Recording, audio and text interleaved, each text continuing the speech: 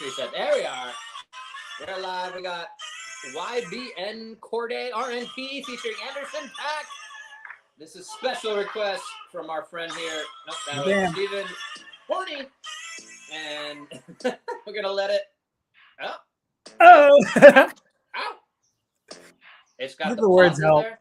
Oh, this is when they rap and they say words that. Yeah, that's why and I'm not going to say the words that there they we go. say. So, you know. All right. Well, this is this your third or fourth time on here? Yeah. Yes. Yes. All right. So last week I was jogging. I did an hour jog, and I was like listening to some podcast, and I was like, let's touch base with this guy because him and I think are soul brothers from other mothers, and we both are very passionate, excited about these concepts of healthy habits and improving this entire picture of health. So I texted him as I was jogging.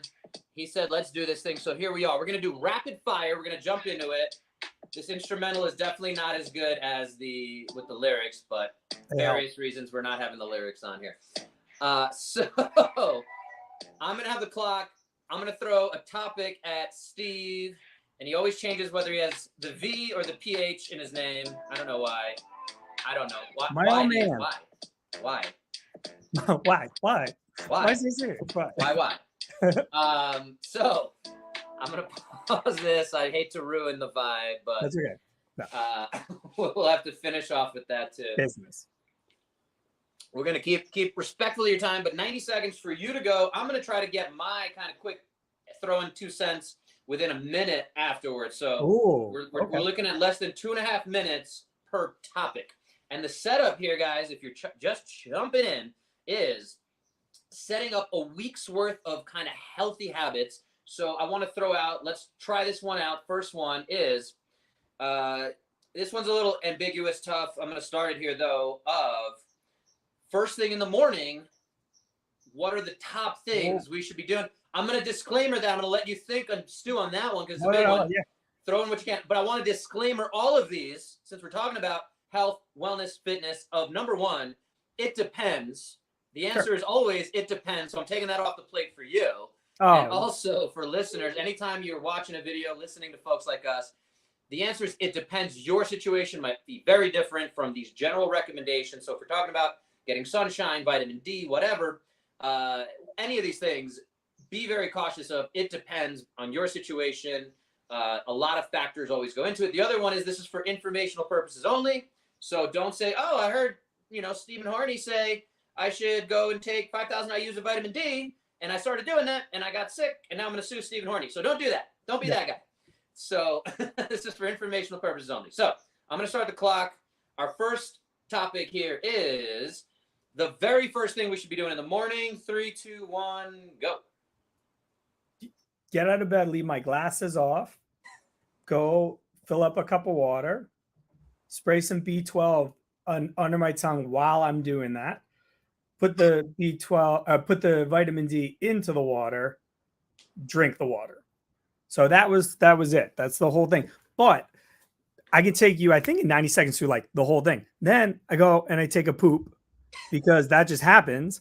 But I read with my glasses off because when I started reading with my glasses off first thing in the morning, my prescription just stopped where it was at. Those are muscles. So that's that. So then I read 3 pages while I'm doing my business on there. And then as quickly as I can, I get real sunlight on my eyes and I meditate before I come off of airplane mode. This is all true. This is not like my ideal. I don't have kids right now. Like this is very doable in my world. I can just wake up a little bit early. So yeah. So wake up, glass of water, vitamin D and B12 because I am primarily plant-based. I need those. That's really important. Before the first meal, some omega-3 stuff as well. And then drop a deuce, read at least 3 pages while I don't have my glasses on and meditate before I come off of airplane mode. How many seconds is that? Right on the there. Very good. I'll do my 60-second spiel there because this 90, Bo. Am I allowed to give you you can do 90? Take your time. I want to keep it. I want to keep it moving. I want to keep these topics and I want them to flow off each other too. But in terms of the formatting later, that was good though. I appreciate the commitment there. So keeping in mind, I do want to wrap up the fact that, and if you do go shorter, I get a few extra seconds. So I appreciate that. So about 30 seconds left for me now is I do like the fact that you're sharing what you do again, and you do the voodoo that you do so well. So the important thing there, guys, is it's going to be a little different for everyone. He mentioned he's plant-based. Something to think about whether you're doing the B12, the D. Something about D real quick I will throw in is first thing in the morning, best time to take it. If you have access to sunshine like we do here in Colorado over 300 days a year, ideal to go out and get that sunshine right on your skin. That was one of the other ones I was going to go to. That's my time. Let's go to number 2. And again, some of these are going to be a little bit more, whatever. But I'm going to reset the clock. Let's jump to the water you're drinking, B12, D, sunshine, poop, eye exercise, just to summarize. So number 2 topic is a little bit, again, off field, is if you're not pooping regularly, or what are some things we should be thinking about when it comes to poop? We're going to jump right into poop spouts. Poop spouts. Don't jump into the poops. 3, 2, 1, go. Do you diaphragmatically breathe? Is like the number one. Is your diaphragm helping with that peristalsis so that you get nice movement through your intestines? Una. Dos is, are you exercising? There's nothing better for you and your digestion than to actually, maybe because it's the deep breathing aspect, maybe it's because there's a little bit up and down with it, maybe it's just movement, all of the above. But I would say that the 2 things for that, and this will leave you some time, can you diaphragmatically breathe? Meaning, do you breathe where you see your belly rise and fall, or are you all chesty as hell? And then the other one is, are you exercising regularly? And I'll throw it back to you. All right. Thank you for all that time. That was only 44 seconds. Along those lines. So again, we talk about environment. We talk about setting yourself up for success. One of those pieces is the squatty potty, right? So in terms of, I don't know how you feel about that, but in terms of even the ability to breathe, but that's one of the sales pitches of the squatty potty is, and just doing those deep squats. 2 things I might be doing coming up, a little promo is one, the Ito Portal, I'm sure you're familiar, 30 minutes a day of squatting for 30 days. So just really opening up knees, ankles, hips, as well as that digestive system. Again, if you're not regular with your poop, and again, most people are not, things to pay attention to. It's a pretty important topic. Again, a lot of folks go and have Mexican food or spicy food or Indian food, and then they have problems using the restroom. So this comes back to, what are you eating? How's it affecting you? If you have your plant-based kind of supplementation all dialed in, you have your timing down, again, that regular kind of routine, along with breathing, along with exercising, having those foundations down. And Steve's got a course he's teaching called the Foundations of Health. We got some time to promo that. You got about 30 seconds. You want to promo that in 30 seconds? Yeah. Foundations of Health is all of these different factors that can affect your internal environment. Foundations of Movement is the physical assessment that I use on every single one of my patients. It's really good. It's really helpful. It catches core weakness and it catches the typical low-hanging fruit. Awesome. And can I talk about the squatty potty real quick? Because I have a very intimate go for it. With it. Okay. This is one of the times where you always hope people are watching, but then there's some times where you hope no one's watching. This would be one of those times. So I was a very early adopter of the squatty potty, and it made me feel like I was so good at pooping that I would just hang out there for too long. It made pooping so almost enjoyable that I would log 20, 30, 40 minutes pooping. And that was just too long. So now when I use the squatty potty, I really, and again, it bases back to the book because I always like to read while I'm pooping. It just seems like a good kind of complimentary thing.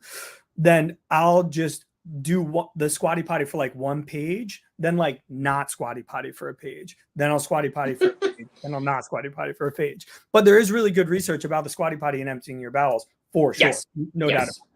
So at the end of the day, we'll have a link in the show notes about buying a squatty potty. I think you can just get them on Amazon or Bed Bath & Beyond, any of that stuff. So I just use a flipped over thing. Whatever. Yeah, you could just put something there as the cheaper version. I think you can get them for $19-20 is the plastic one. But yeah, just throw some some stuff you can put your feet on. If you're not familiar, again, we'll have a link somewhere.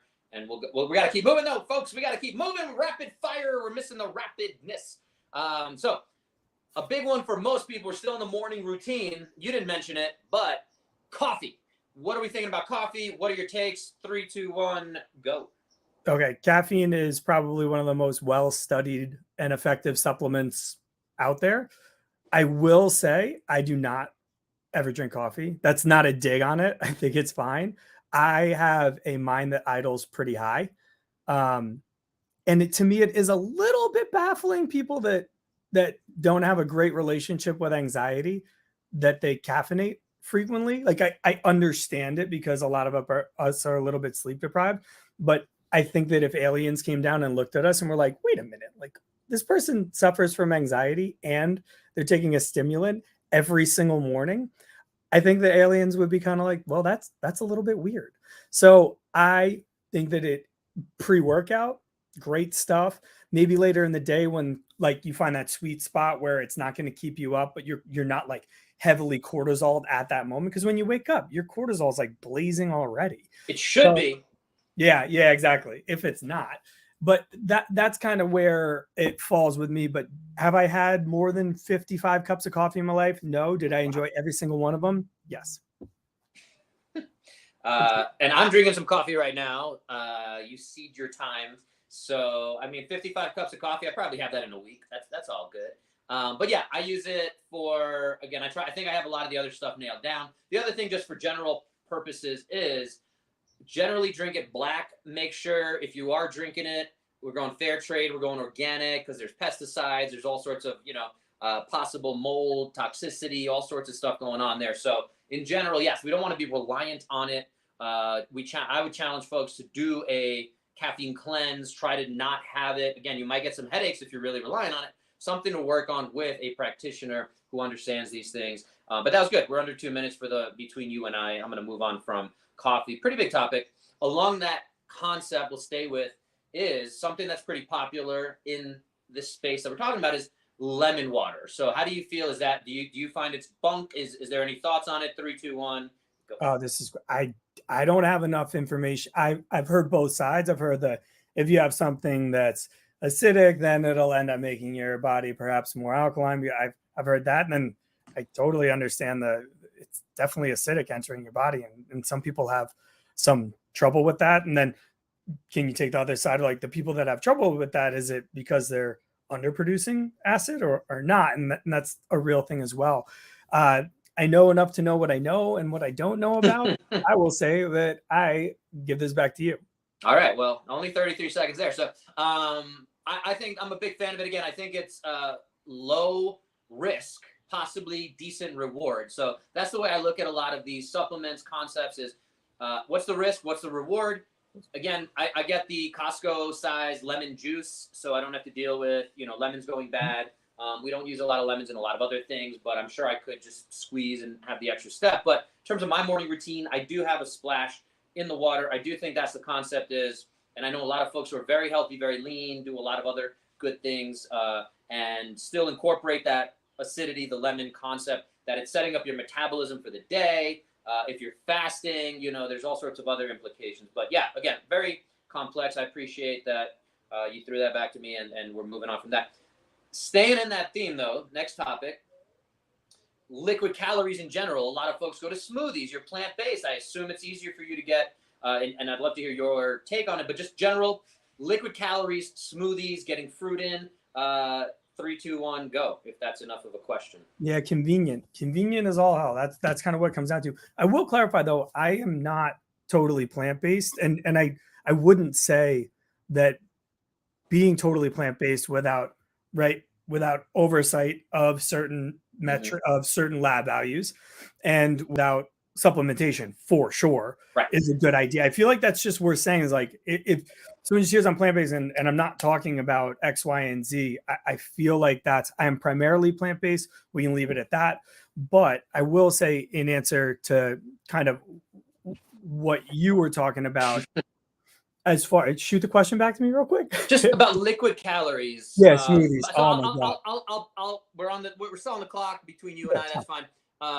one of my kind of simple rules, especially in the mornings, and this is something that was drilled into me a long time ago by a lot of people I trust, is I'm going to bias your answer here, but just avoid liquid calories because it's going to spike your insulin, like going into all these concepts. So, and a lot of folks go to it because of convenience, but would you be better off spending the additional 5 minutes, like chewing the strawberries and blueberries and finding a way to get that in?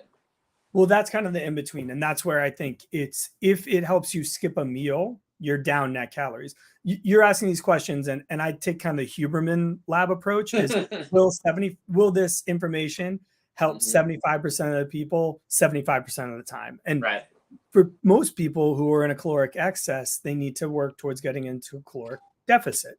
And can a smoothie, if it replaces a meal, end up putting them into a caloric deficit? Absolutely. Would they perhaps be better off if they have more time? Absolutely. Like if you end up taking that food and just eating it, it'll probably have a higher satiation and satiety quotient to it.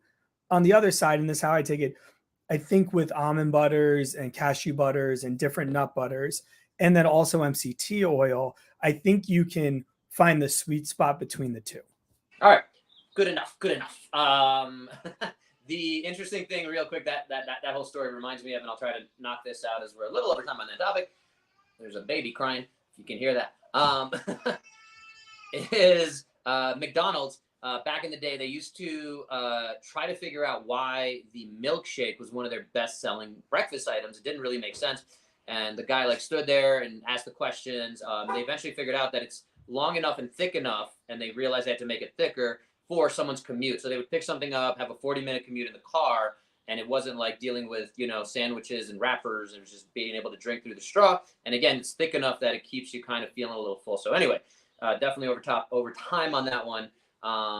And so moving on to the next topic here, sticking with all this, similar topic we're going to stick with, if that's all right with you. How do you feel about a hunk of protein in the morning? Again, this is something that's thrown out there by certain nutrition folks. Get your protein, stabilize your blood sugar. It's going to keep you feeling more satiated for longer. 3, 2, 1, go. Yeah. Yes. Protein in the morning. Yeah, absolutely. Okay, good time. Yes. Yeah, that's it. Any thoughts on sources? I don't know. We'll give you a little more expansion. Yeah. Again, just to piggyback off the last answer, is 70% of the people. The biggest problem right now is most people in this country are overweight. Maybe not the people listening to this, but in general, that is a problem. They're over adipose. It means they're over storing. Means they're over caloried. And if having a decent protein is very satiating, it's kind of undeniable in that regard. And so if you can get your body tuned into that and that feeling early on, I think that it's important. And to look at it from the opposite side, personally, and this is like me search mixed with a little bit of anecdata, but people who have processed carbohydrates as their first meal, I think, are chasing processed carbohydrates the entire day. And I think if you dial in what you do first, such as like reading and being focused with your brain, same thing can happen with your diet. And I think it makes a difference, and you can get yourself dialed into not spiking, but stabilizing. All right, we'll leave it there. The only thing I'll say is, again, similar to what you said, most folks are under or over adipose. They're under muscled. And yes, protein is a way that should work with these other things we're talking about, exercise and allowing. And again, most people I assess on their food nutrition side is they're not eating enough protein. There's basic general recommendations. The really, really overly simplified one is 0.7 grams per pound of body weight. If you have a 200-pound male, I'm just a little under that. I would need 140 grams of protein a day, which is a lot to kind of maintain along with my active lifestyle. And we can go into more depth on that, but we will keep it moving. But there's a lot there. I'm a big fan as well. My answer was yes as well. So moving to the next one, heavy lifting, just general concept. I know the answer is yes again, but I'd like you to expand. Any other thoughts on heavy lifting, how to incorporate, how often to incorporate it through the week, things like that. Again, timing of the day as well. Anything like that, 3, 2, 1. Yeah. So with heavy lifting, one, you have to earn it. You can't just say like, today I'm going to start heavy lifting. You have to build yourself up. For that, I think you really have to make sure that you can achieve a tall, long neutral spine and maintain a tall, long neutral spine throughout the entire lift. The next part is I like Marty Gallagher's approach to it. Big time.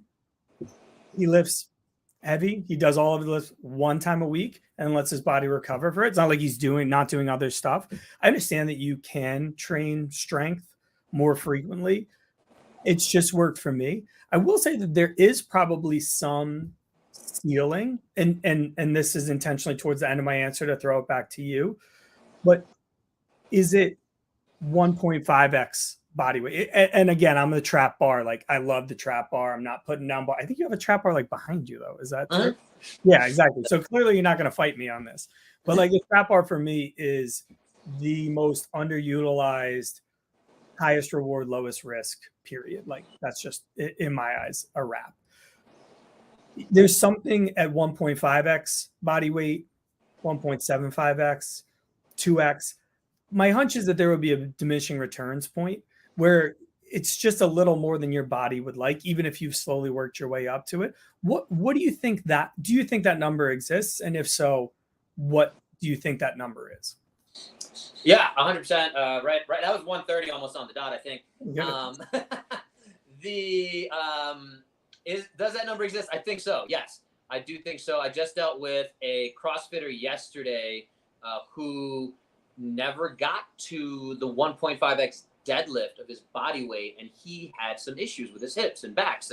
And again, especially if you're doing something like CrossFit, and this guy's been doing it for over 10 years, and he never got his numbers to that level. And I think that, yes, if you hit a certain threshold, similar to a bank account, similar to the financial analogy, is if you have, and this might be very different in every single place, but they say you should have at least what is it? 6 months of savings or whatever it is in your bank account in case you lose your job, in case disability happens, in case all these things. So same kind of thing in building your fitness. That's the way I look at fitness is I do think 1.5x deadlift is what we're talking about.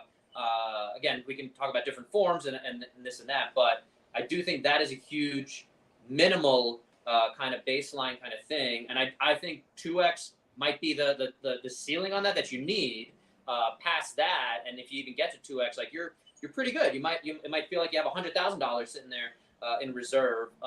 So it's a nice cushion. The more cushion you have as we age, the slower you're gonna drip that, right? Especially being smart about some of these things. So 100%, that's the kind of CrossFit capacity concept for sure. So I don't know, but we went over time, so we got to move on. Similar question, might bring it back, is max heart rate. How often should we be going to max heart rate? What does that mean to you? I'll say real quick, the again, simplified generic is 220 minus your age. If you're 40 years old, your max heart rate theoretically is 180 beats per minute. I know folks who are 40 years old and can get their heart rates to 200. So it's not a tried and true rule, but how often should we be going there? Again, similar to the max lifting kind of concept, 3, 2, 1, go. Yeah. So also as per usual, that number is based off of men and hasn't totally got 227 minus for women might be a little bit closer. But with that being said, it is just a very rough guideline. It's not even close for me. My heart rate goes way higher than that, not with relative ease, but right now. Yeah, right. Exactly. I'm so nervous here. So to me, one time a week, I think that you should max that out, and you're going to notice a little bit of a trend. But I'll preface the rest of my answers with that. I think because I've worked my aerobic capacity and I've done enough cardiac power intervals. So cardiac power intervals. So there's cardiac output and there's cardiac power. Cardiac output method for aerobic is doing that long sustained cardio. The theory is that the left ventricle stretches out a little bit more. You get to a little bit more blood thrown out, et cetera, et cetera. Whether that's true or not for people who are already older is a non-rapid fire topic. Cardiac power is where you do something hard, total body for 90 seconds, which ends up by the end of it getting you really closer at your max heart rate. I think you do that one time a week. Perfect. I thought you were going to keep going. You were 10 seconds under. And I'll say I don't even have a clock. I just know what's going on. But internal clock. I'll say similarly, and I posted about this recently, is from Dr. Andy Galpin is kind of who I'll give credit to there. I'm sure you're a fan of his as well. And he did a recent Andrew Huberman episode as well. But 3 times a week, cardio, and one time you hit that you touch that max heart rate at least once a week. And you can do it every other week, maybe if again, all things considered, still probably doing some good. But if a lot of folks don't touch that max heart rate at all for many years, and so that's where we're trying to kind of bring that to light. The other 2 per week is, again, that long, slow, steady, whatever that is, 45 minutes, 60 minutes, whatever works for you. And then the third one being kind of a mixed modal bag where you're probably more in the 85 to 90% heart rate range. And again, maybe like a CrossFit type thing, mixing pull-ups, push-ups, squats, whatever, but just kind of working through that to build some capacity. So we'll move on from that. But yeah, max heart rate, huge thing. I wanted to bring it up. So another one, we're both physical therapists here, is foam rolling. How often, how much, soft tissue mobilization, if you want to go off of any of that. 3, 2, 1, go. Boom. As necessary. Oh, but that's an it depends answer. Oh, well, then I'll give you some more specifics. Figure out what you need more of. So I think we're of the camp, and I'm not saying that we're like Jake Boley over here, but I think we have Hunger Games right there. I think that we are strong. I think we have good aerobic capacities. I think we have the ability to produce power. I think we move pretty well. Most people who are just coming to this are going to have an area where they're a little bit lower hanging, where they need to raise it up. And if your mobility, meaning your range, when I say that, I mean range of motion. And really I'm talking about whether that's a muscle or whether it's a joint, whatever is holding you back from that range of motion. If you feel like that's your lowest hanging fruit, I think that you would want to hang out on the foam roller a little bit more. For people who have pretty good mobility, it's a wake up tool. Hit it quick if you feel like you need it. But if it doesn't end up happening, your strengthening is much more important. Awesome. 112. That was one of the faster ones. Elite class freshman year. True story. Room 112, where the players dwell. Uh-huh. All right. White people. What do you got? Rap lyrics. Yeah, how much you foam roll? You're like never. Yeah, I have it in my living room.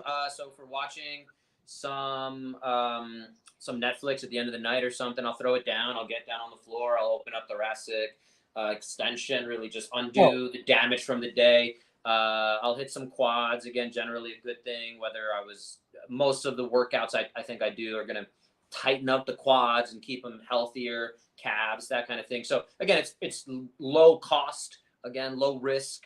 Is it doing some good? I think so.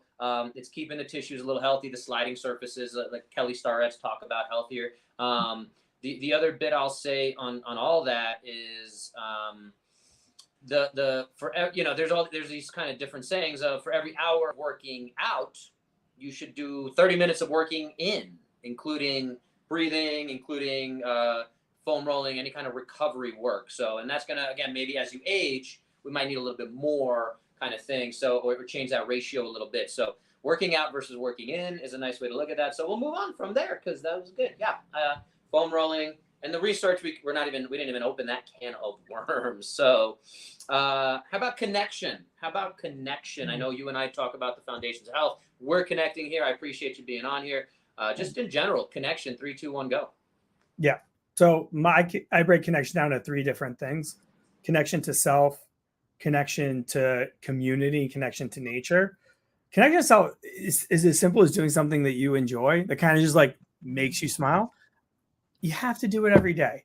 I don't care. Do something for yourself. I don't care if it's a 30-second thing where you put on Lizzo's latest video and just like, I enjoy this. This is just me. But as far as nature, oh man, like if you can't, and this is a New York City problem. This isn't a you problem. But if you're in New York City, I think every week you got to get out and get into nature, because this thing can be a little much. And then as far as connection to others, it's really tough, but that almost needs to be constant, but if you're seeking it out, you got to volunteer at least once a month. So I use volunteering as my, like, I don't have a good family network, friends network. You need to volunteer. God, minimum once a month, you got to get into that. But I feel like that's why church is like once a week. People tend to, I think, crave connection at least on the weekly, but we want it daily. Nice. 110. Very good. Getting a little more efficient every round. Getting better. Yeah, I love that way to approach it. And yeah, of course, it's one of the reasons we moved to Colorado is to have connection to nature. We literally, when we were living in Dubai and there was almost no nature there, we went to a wedding in France, and my wife Maha was hugging a tree. Like, I need to connect, literally, physically, emotionally, spiritually, all those things. So yeah, for sure. Again, something like CrossFit, community fitness, folks get addicted not just to the exercise part, the hormone release, the cortisol, the adrenaline, the all those good things, but also that kind of connection to humans. Even if those are just your 8 a.m. gym buddies that you see in class all the time. So yeah, there's a huge piece there. And again, I do a weekly men's group. I've had some of folks talking about men's groups on before. It's not as misogynistic as anyone might think. So just a chance to connect to some dudes and talk about more serious topics and in some safe spaces, so to speak. But yeah, there's a lot of different outlets. And if anyone's out there struggling, I actually reached out to a old physical therapy classmate a year younger than me yesterday. And he was like, "Hey man, I'm like struggling. Like, are you available for a call?" And I was like, "Yeah, let's jump on a call. Like, I'm here, man." So stuff like that, being able to social media has as many negatives as it has. I do think some of those positives are in there where it allows you, if you know how to use it as a tool, to really incorporate it better. Moving on over time we'll go with breathing. I know we touched on it a little bit. I want to dive a little further into how often should we be focusing on it, maybe to lead that concept. And if anyone hasn't started a breathing practice or concept, aware of it, how do they start? Yeah, I think the way that you approach it is find out where you're at.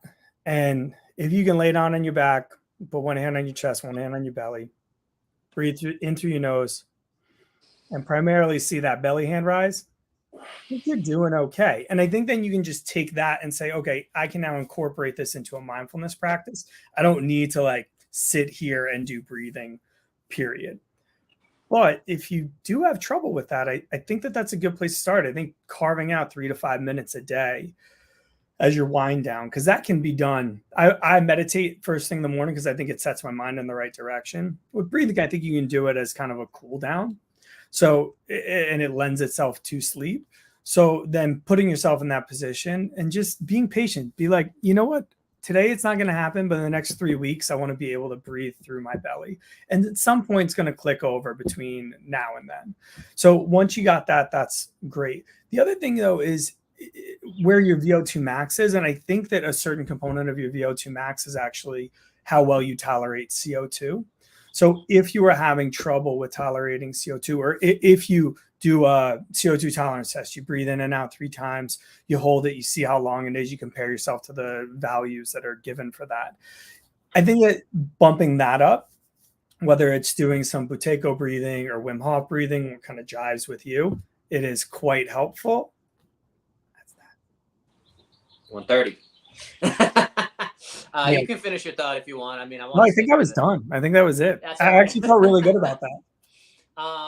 Yeah. So I appreciate that concept. And yeah, for me, doing 3 minutes of crocodile breathing face down, where I really focus on my belly breaths, is meditative. Like, it's my hack into meditation. I'd rather do 3 minutes of breathing practice, focused breathing practice, than 10 minutes of sitting there trying to quiet my mind, because I drink coffee, and that goes back to that. So no, it's definitely, they're all different, slightly different stimuli, and have different journeys and paths that I think are worth respecting and thinking about and talking about. So yeah, I think that's phenomenal in regards to all of that. And yeah, breathing, of course, comes back to being one of the most powerful tools we have. 23,000 times a day we do breathe, so maybe we should do it better. Bless you. Let's jump over to one of the other big foundations of health, is sleeping. Maybe if you can, 90 seconds, knock out top things to think about to improve your sleep. 3, 2, 1, go. Broken record Steve's going to say assess before you address. So I don't think anyone knows whether you're sleeping well or not. And I'm saying metrics like this Oura Ring are helpful, but again, it's just part of the data. You have the subjective and you have the objective, and just like anything, you want to combo the two. So I think you can gauge how you feel throughout the day. That's a quick and easy assessment. How you feel when you wake up, how hard it is for you to get out of bed. That's helpful. How anxious you feel throughout the day. I think it makes sense that if you were underslept and we were still kind of living in the wild, how that would make you a little more on guard. I think those are 3 subjective variables that you can track. But as far as objectivity, how long are you in bed? How much sleep are you actually getting while you're in bed? And then what are the ratios between deep sleep? So all that, 7.5 hours if you want something that's not like shoot for, but some people can get by with a little bit less, but a lot less people can get by with less than they think. 100%. That was only 101. Whoa. Sleep 101. So with the leftover time there, I'll add in, definitely track it, assess. And at the end of the day, it all comes back to how we started our day, how we started this podcast, of getting your sunlight ready, cortisol ready. There should be a rhythm to your day. Again, we are meant to kind of wake up with the sun and go to sleep as the sun sets. The crazy thing. So there's a lot there to the biology, but sleep is one of the most undervalued tools we have for regulating hormones and all that kind of stuff. So phenomenal.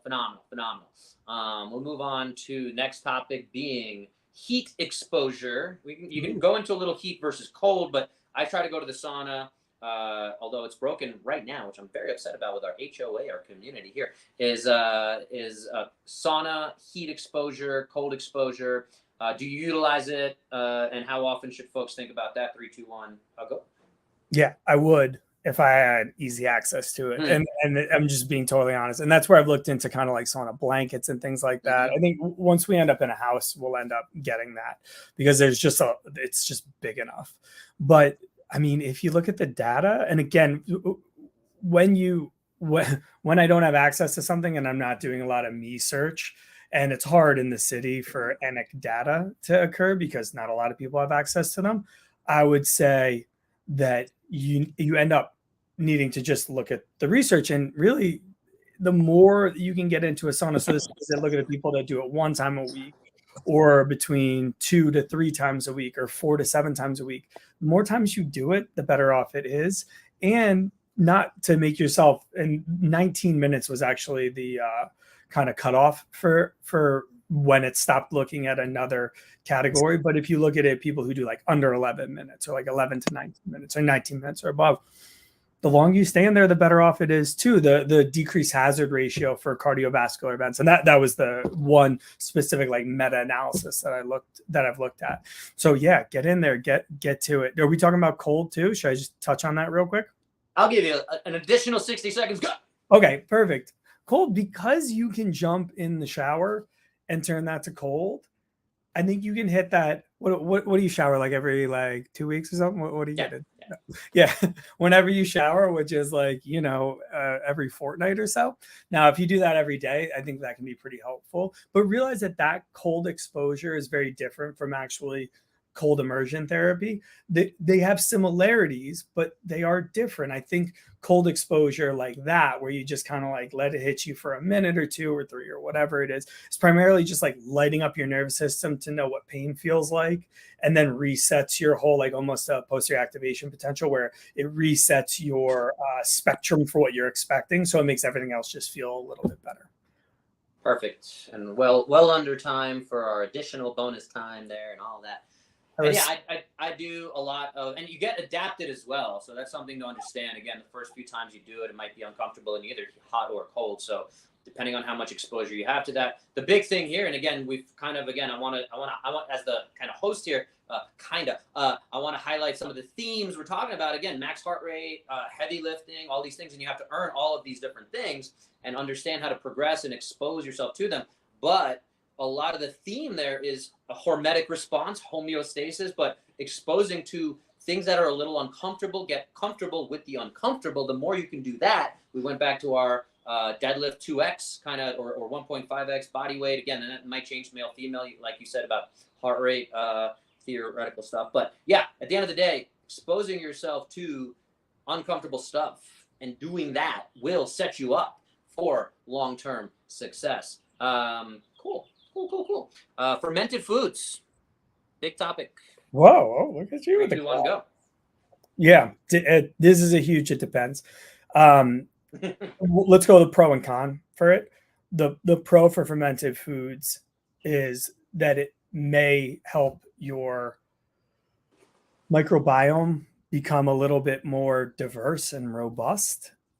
The flip side of it is some people's microbiomes are already on the overgrowny side. And for those people, it's going to totally light them up. Again, to make this like more personal, I've seen people who have gone the plant-based route and it has torched them, specifically their skin. They see it just like smoke, and your skin is the best proxy for your gut health that you can find. And so they were already on the side of like, oh, there's plenty of bacteria, fungi, archaea in their small intestine. And then when you drop in no, I'm going to get super healthy and go plant-based, and then you drop in a ton of fiber and a ton of fermented foods, then and actually I realized you said fermented foods, not fermentable foods. So sometimes when foods are already fermented, it makes them easier to digest. So almost like if that's what you were listening for, just flip a lot of the things that but fermentable foods is what I was speaking about. Fermented foods can sometimes be higher or lower in their fermentability, meaning like they've already broken down a little bit, so they're easier. And then, yeah, just buyer beware, because it's not like, just take slow incremental changes towards it. Perfect.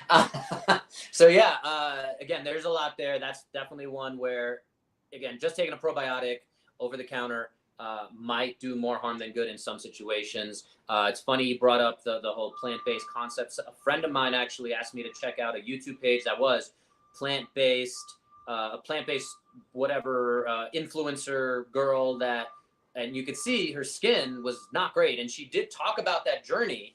And I kind of wanted to scream or engage in that comment section about like there's something missing here. And she was a bit younger and she was, pushing this plant-based lifestyle, which is great. But again, when you start seeing these things, just flare-ups, like we're not doing the deeper work of what needs to really get assessed. And like, everyone wants to find this plant-based will fix everything. And it's like, there might be some other things going on there. So at the end of the day, it depends. We'll allow it there. And definitely deeper topic to go into. Let's do one more, maybe. Do you have one you want to do? You have something that we haven't touched on? No, you go. And just for the record, I have not seen any of these topics, so this is very exciting. Oh yeah, I forgot to say that. That is why I'm at like a max heart rate right now. No, we just threw it all right at him. So, in terms of health, here we go. I'm gonna make this the big one. One of my favorite topics. The bias or whatever thing I'm trying to lead you to is an annual orthopedic movement screen. Oh, come on, yeah. I know we're both fans of that, but I guess in 90 seconds, let's talk about the concept of a movement practice. And so if somebody's doing Peloton, if somebody's doing Pilates, how do we think about a movement practice and our long-term movement skill? 3, 2, 1, go. Yeah, diversity. You just we started talking early about when we're lifting, we were talking about deadlifting. And deadlifting is one of the, I would say, 8 major foundations of exercise. You have your core work, squat, hinge, lunge, push, pull, locomotion, rotation. You got to hit all those. And I'm not picking on Peloton, but it is knee flexion, extension, knee flexion, extension, knee flexion, extension, some hip movement. And that's really what's happening. And you're burning calories, and that's great. And you're pumping through your heart, so that's great. And you're getting your muscles to hopefully maintain, depending on how trained you are, maybe gain, maybe maintain, maybe not lose as fast, depending on where you're at. It's strength. So all good, great, grand. That's it. But diversity has to be done. Everyone should do an annual movement screen. No questions asked. It's bananas to me that I even have to sell people on this, but it would be awesome if down the road in the perfect, like you're building a society from scratch, people can go and it's covered by insurance. One time they go see a physical therapist every year. Let's push for that. Sounds like a good idea. But yeah, you need to diversify the S out of your movement. You don't want to just, you can do one thing for a little while to get good at it. Now move on to the next thing, but keep on doing that thing once a month, once every 2 months, once a week, once every 2 weeks. Perfect. 124. And yeah, no, and it goes back to that plant-based concept of like Peloton is my one thing I'm doing and that's all. And you're going to see it feels good. And again, you can chase it for a while, but it's leaving deficiencies, just like, some plant-based diets. If you're not supplementing with all the right vitamin D's, vitamin B12s. So that's it. It's go. And again, I throw in the old school, like there used to be a doctor that you would see. And maybe that doctor in the neighborhood, like, everyone knew, and I always think of Field of Dreams, the one doc who had the at-bat that they had to chase down. What was his name? Like Moon something, or his nickname? Sounds right. I forget. But he was the doctor of the town, and like he never made it as a baseball player, but he made it as a physician for that town. And God knows how many lives he impacted in that town over those years. But he was the guy.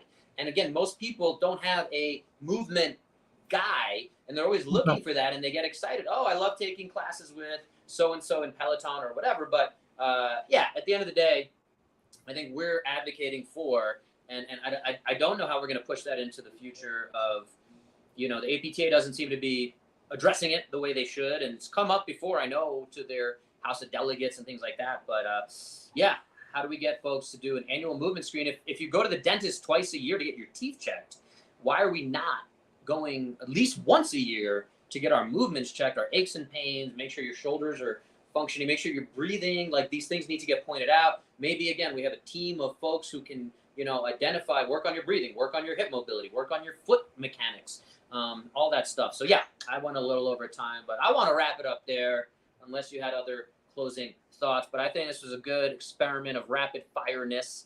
And again, without having seen any of the questions, I think that's the beauty of folks like this guy he's ready to go. Yeah. So other than that, did we get enough of a plug for your course coming up? Yeah, I would say come to the course. It's really great. The first course was phenomenal. You don't need to have taken the first one by any means. I'll send you a quick 20-minute video. You'll film it, do that on 2 people, send you a PowerPoint. Oh, yeah. We're bringing that back as we wrap it up. Back, yeah. Links in the bio, man. Just hit it. This was a pleasure. All right, guys. Don't forget to like, share, subscribe. I'm sure there's someone you can help grow their health and fitness with sharing this episode. If you got any use out of it, again, please leave a rating, review. All that good stuff helps us reach more people, improve society. No biggie. We're just trying to fix the world one movement practice at a time. We're going to sign off as Steve gets a little crazy with his dancing. All right. See you guys next time.